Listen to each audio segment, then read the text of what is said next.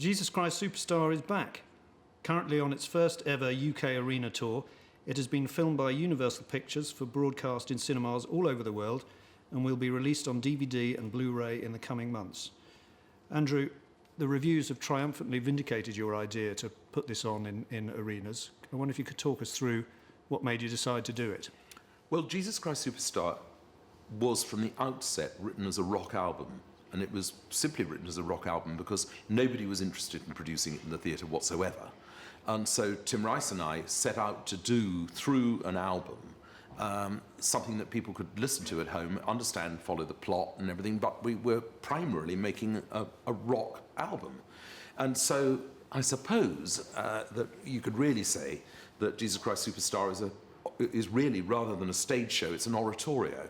It's not really a work that was written for the theatre, and in a way, thank goodness, because I just know what would have happened if we started off in sort of Plymouth or somewhere, you know, and you'd have some director saying to you, can we have 20 bars here for a little bit more music and a little bit more this and the other? No, you see, so what happened is that we wrote something that was entirely written from an album's perspective.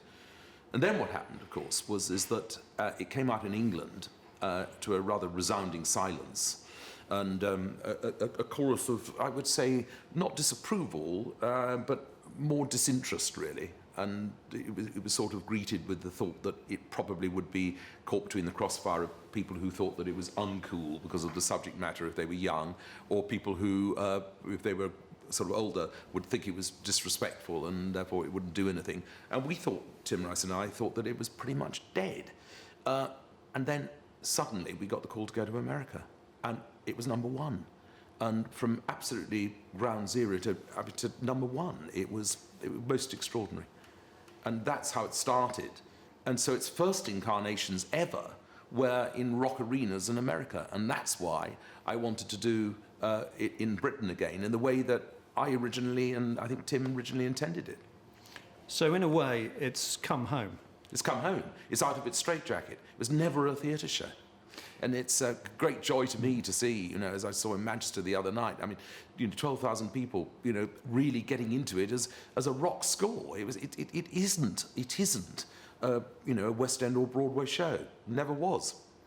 When it was on in the theatre, though, for many years, did you feel that it was somehow in a straitjacket, and did you keep quiet about it? Well, Broadway, where it opened, it was one of the worst productions of a musical that I've ever had the displeasure of ever seeing in my life. And it was the worst night of my life when it opened on Broadway. I mean, I didn't know where to hide, and just got married to a then 18-year-old girl, and then, you know, and we just cried all night. It was this vulgar, horrible travesty of what I'd hoped it would be. And of course, at that time, I mean, my real ambition was to get something to Broadway, but not in the way that happened. And it had been so fantastic in the arenas in America. That was the other thing, that to see it happen on Broadway like that was just horrible. And then everybody realized that I felt that way. And but of course I had no influence in those days, you know. I just said I just don't like it, and also when having to kind of keep one's tongue still and saying, you know, though I don't like it, I can't really say that.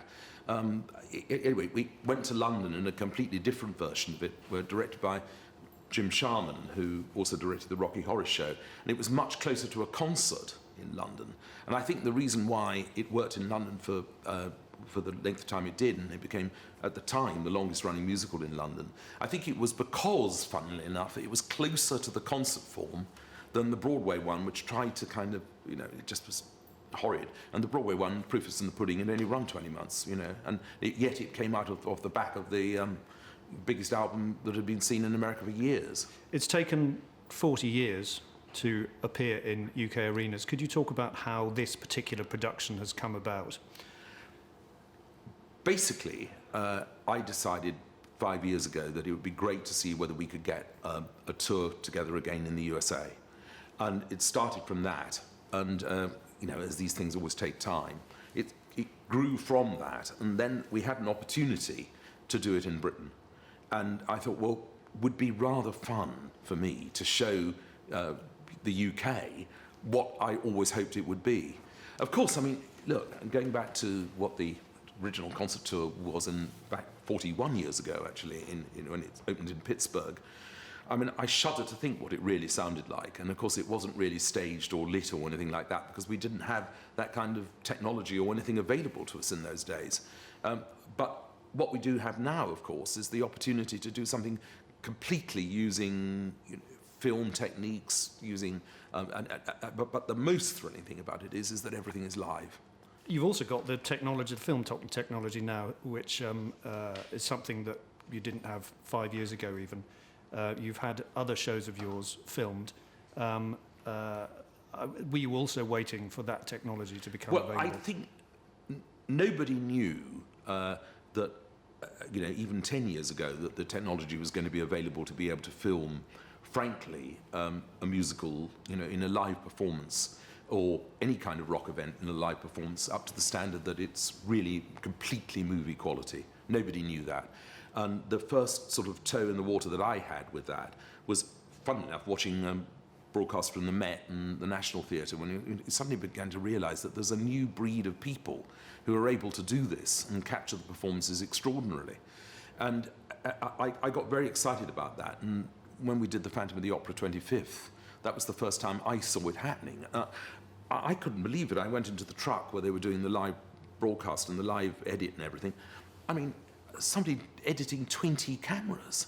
I mean, astounding. I've no idea where that kind of ability comes from. I mean, I couldn't do it, knowing exactly where they were going after 2 rehearsals, and I just thought that this is absolutely extraordinary. So, I mean, I think the future for musicals, particularly for musicals that may not be ones that maybe a cinema company is going to actually invest millions and millions and millions of dollars to do, but can do relatively reasonably cheaply through this process, it's got to be extraordinary. I mean, how wonderful it would be to have, for example, Elaine Page's first performance of Evita. And, to me, it's a completely new way, and very, very, very exciting. Could we talk about the casting? It's a fascinating cast. Particularly, let's start with Herod, who is played by Chris Miles, who in this country is known as a rather loudmouth BBC radio DJ. Chris Miles is indeed known in Britain as a very, very successful, most popular DJ probably around. A bit like Rick Dees used to be in America. I mean, he's the one who everybody talked about. I happen to know he could sing, and therefore it was just a sort of slight no-brainer to ask him. I mean, because it's a one-off role, and you have to have somebody who is media savvy to do that role, and the way we've directed it. And I think it's proved to be extremely, extremely good. I mean, he's a very, very funny man, but he knows precisely what he's doing because he's a professional. Everybody who gets up, at 5 o'clock in the morning and then does a radio show till, to 10 in the morning and has to do it every day. They're pros, and I knew he'd deliver, and he has. How about Tim Minchin, who's best known for singing his own songs, of course? Well, Tim Minchin, of course, is the new kid on the block as far as musical theatre is concerned in Britain, because he's written the extraordinarily good musical Matilda, and both music and lyrics. Slightly irritating that he also writes music, actually. But I met him because when Matilda was coming into London, I thought that, first, I was a great fan of his anyway as a comedian, but I had no idea about really his lyric writing ability, which is just fabulous. And so I met him and we had lunch, and we got on rather well, actually, but talked about musicals and where he came from in Australia and how he started and blah, blah, blah. Very end of the lunch, he said, the role I've always wanted to play is Judas in Jesus Christ Superstar. And I said, you want to play Judas? I said, but you don't do that sort of thing. And he said, well, I understudied it once, and I really, really would love to come and sing for you. So in this very room, he came round, and couple of weeks later, we worked together, and I just thought he was extraordinary. And I said, yes, if you really are serious. I didn't believe he was serious, but he's totally serious. And he's, I suppose, probably been, I think, reviewed as very, very probably the best Judas we've ever had. Did he say what it was about the character that appealed to him? I think he he likes the ambivalence of the approach that Tim Rice came up with originally. I think the idea that Judas Iscariot, did he have God on his side, which is the Bob Dylan thought, of course. I think that's where he comes from. I mean, Tim is a very passionate atheist, if that can be possible to be passionate about, but he is. And I think, therefore, it appeals to him because the role of Judas is, it's equivocal, isn't it? I mean, he obviously loves Jesus, but at the same time, he is questioning everything that Jesus is doing and whether or not, from a very pragmatic point of view, what he's doing is going to bring down the whole status quo in Israel. And it's, I think, I can see to a performer like Tim, I can see why it works, because he can give an interpretation that's based very, very much on text rather than it just being pop songs. And in Melanie Chisholm, you also have a Spice Girl. Well, we have a very, very talented girl who, of course, some people will remember was nominated for an Olivier Award with her role, which she played in Blood Brothers in the West End, which I happened to see. And she's a wonderful breath of fresh air for us. Wonderful. And the great thing about it is our cast is really from the rock world rather than the theatre world. She does have an amazing voice, doesn't she? Well, what Mel C has is a very, very good voice, but she has a wonderful, wonderful character. She brings a reality to it. I mean, and you really do believe that she was a street girl who could have easily fallen in love with this man, and it's a fabulous, I mean, very well thought through performance. It's a proper performance, but it doesn't come from that West End stereotype, which is what's so fabulous about her. And as I said, even about the rest of the cast. Now, in casting your title role, you once again went through the casting process on television in the show Superstar, and the winner was Ben Forster. Could you tell me, I assume you were happy with the public's choice? Well, once again, the public got it right. I mean, I think anybody who's seen Ben Forster now, I mean, who's just got better, and better. And to the point which I think, maybe he's given the best performance of Gethsemane that I've ever heard. I mean, Gethsemane is a very, very difficult song to sing. I think one of the things about the TV casting that perhaps people don't really understand is that no audition process is perfect. I mean, the West End audition conventional process is very imperfect. The TV process, obviously, I mean, it's not 101% right or what one would want to do, but it's a very, very much better way of finding, in my view, new talent and finding exciting talent than it is through the conventional West End route. And I think it's been proved now with, say, Sam Bark, who came third in I'd Do Anything for Us. We're looking for the role of Nancy, starring opposite Hugh Jackman in Les Miserables movie. I mean, the fact of the matter is that we have found, and with Ben Forster once again, we have found people who, I have found people who I would never normally get to see in the audition process. Because the whole West End kind of world is, it's agents and agents putting forward their clients and blah, blah, blah, blah, blah. Here it's completely open. And I find it thrilling. I find it very exciting. I love working with the young people.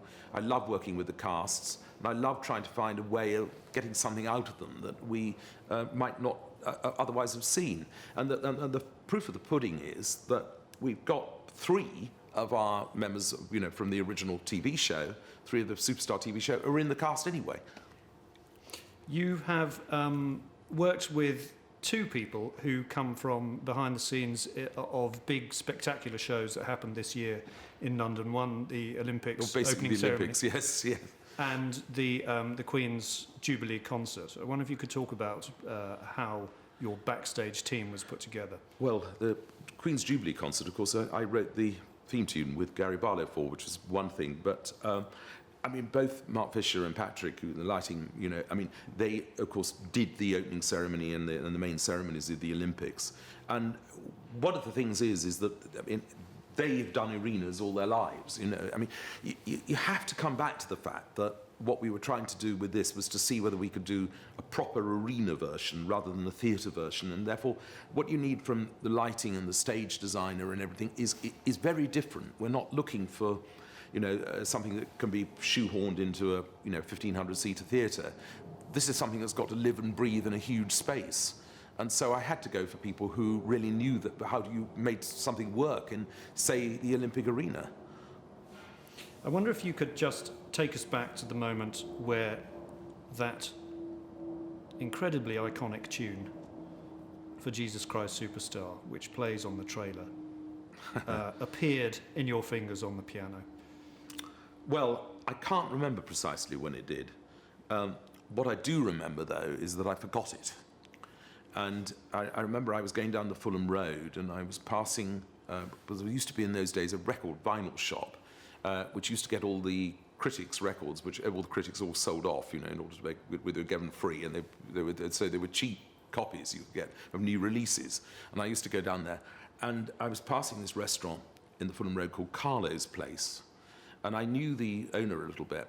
And I remembered the tune again, and I went into the restaurant and said, "Can you give me a piece of paper and let me write it down?" Because I was so frightened I'd lose it. But it was one of those funny things. I can't remember the opening moment, but I can remember when I remembered it again. Are there other biblical stories that might be suitable for turning into a stage musical? Not for me, I don't think, but we talked about, Tim Rice and I talked about doing Moses after Joseph, but we couldn't make that work. And I think, I don't know, I mean, there are, I'm sure there are some things that you could do again a bit like Joseph, but, that was so long ago. I mean, one moves on. Do you think the recording and subsequent DVDs of theatrical experiences help in luring people to the theatre? I think it's the old question. I think if they're good, it's phenomenal for theatre. I think that's really the answer. I mean, they're really good performances, really good shows that are captured forever. Well, obviously, there's going to be an audience for people wanting to come see them live. Now, the show stood the test of time over the last 41 years. What is it that makes it as compelling and relevant today as it was when it first was performed? I haven't a clue.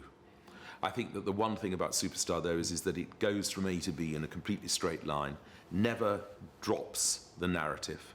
It never wallows anywhere. There's no fat in it at all. In a way, it's so concise. Sometimes, I think if I were writing it today, I mean, it would probably expand a bit, but it's very good that it didn't. I don't think I could write it again today. I don't think I think all the experiments and the fun I was having with time signatures and seeing if I could write a rock song in 7/4, and I mean, I was sitting down with the Temple scene thinking, can I write a rock song in 7/4? And you'd say, well, why would you want to write a rock song in 7/4? But when you're 20 years old, you sort of think, well, why not? And today, I don't think I could do that. I mean, it's almost as if there was no caution. I mean, today I would think so many times about, is it right that the first real ballad is in 5/4 time? But at the time, I just thought, wouldn't it be great to see whether we could write a hit song in 5/4 time? And wasn't thinking about, whether everything's all right. La da da da da da da da da da da. I can't imagine it in anything other than 5/4 time. But it's just fun because when I think back of it, I mean, everything was about just experiment. And you see, I'd never heard, for example, any of my work on a big orchestra before. So I mean, a lot of the time I was thinking, what would this kind of orchestration sound like? And I never ever thought that it was going to become sort of iconic, as it were, or Holy Writ. It was just me trying out as a kid what I wanted to hear and see what it sounded like, and I could have easily just been forgotten. Andrew Lloyd Webber, thank you very much. Thanks. What they can do about Jesus of Nazareth, miracle, wonder man, hero, fools. No riots, no army, no fighting, no slogans. One thing I'll say for him, Jesus is cool.